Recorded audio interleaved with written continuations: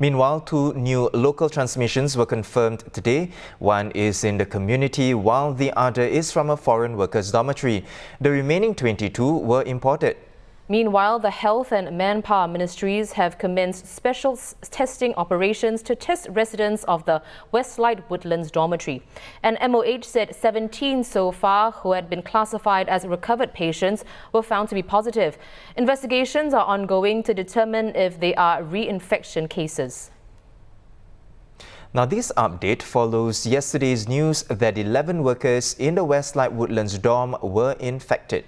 And that's after a Bangladeshi worker at the dorm tested positive on Monday despite being vaccinated. Well, today, other workers in the same dorm, hundreds of them, were transferred out and quarantined. This happened from around 10:50 a.m. when the first of 15 or so buses arrived to pick them up. Certis Cisco personnel clad in PPE supervised the movement of workers.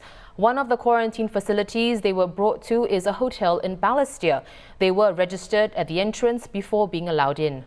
Last year, Westlite Woodlands had a cluster of more than 1,000 COVID-19 cases. The last time a case was linked to the dorm was in September, and the cluster was closed on October 11th. Well, we spoke to an expert earlier this afternoon before today's COVID-19 update.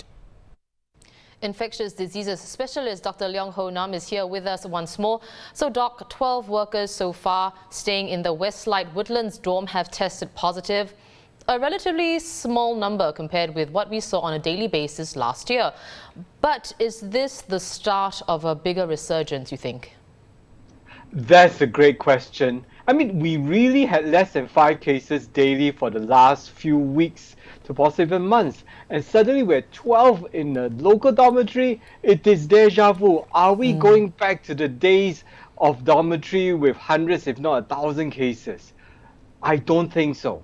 But we need to be careful. Going forward, this is going to be the new normal.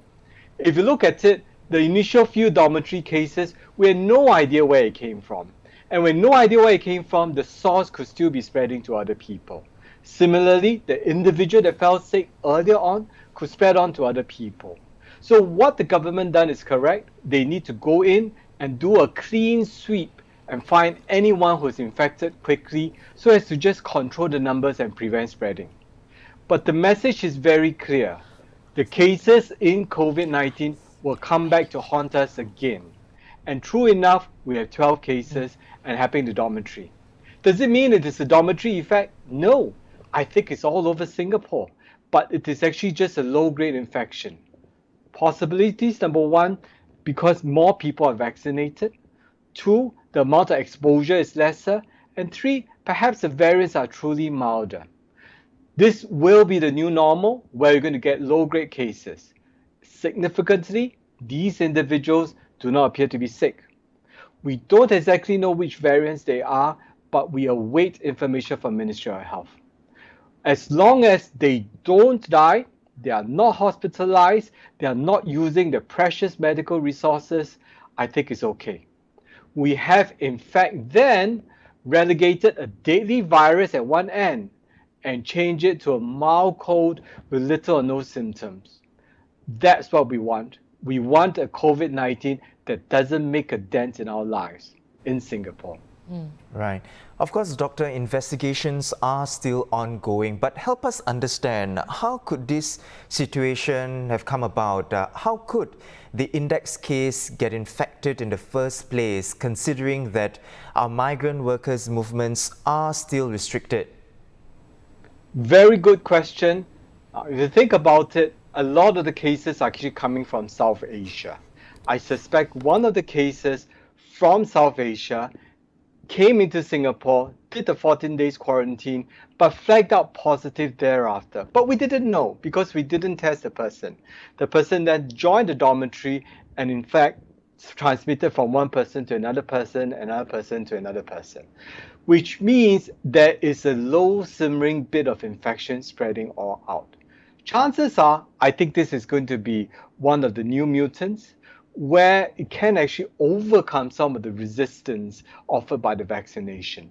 In other words, they can still infect without causing You can still infect even though the person has been vaccinated in the past.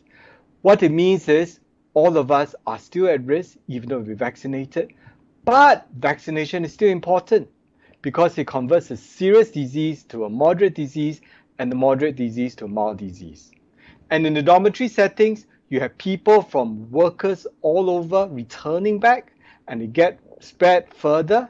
Or if the one person in the dormitory goes and work at the workplace, workers from other dormitories will come forward and intermingle a bit together with safe distancing, but infection may still occur.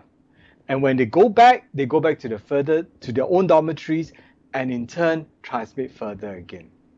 This, unfortunately, will be the new normal for the dorm and for Singapore. We know hundreds of workers in the dorm have been transported to quarantine facilities.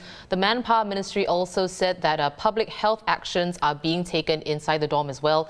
So, that would stem the spread this time around. But is there a longer-term solution to prevent another round of this happening in the dorms, to nip the problem in the bud, so to speak? I think it'd be very, very difficult. We need to tighten the immigration, and we have done so between 14 to 21 days. Number 2, the routine checks will go on. Number 3, we must have an incentive to encourage people who are a little bit sick to come forward. Remember, these individuals are daily rated workers. In fact, when they report sick and see a doctor, they get penalized for not being paid. We must think of ways to encourage them to come forward so they can find the case earlier. Now, and this problem is not just in the dormitory. I'm very sure it is in the greater Singapore. I'm very sure it's in the other dormitories as well. If we look hard, we will find it. I just pray that the numbers are small and very, very few people are further affected from it thereafter. Thank you so much for your time, Dr. Leong. Always a pleasure to speak with you. We've been speaking with Dr. Liang Honam, infectious diseases specialist from the Rofi Clinic at Mount Elizabeth Novena.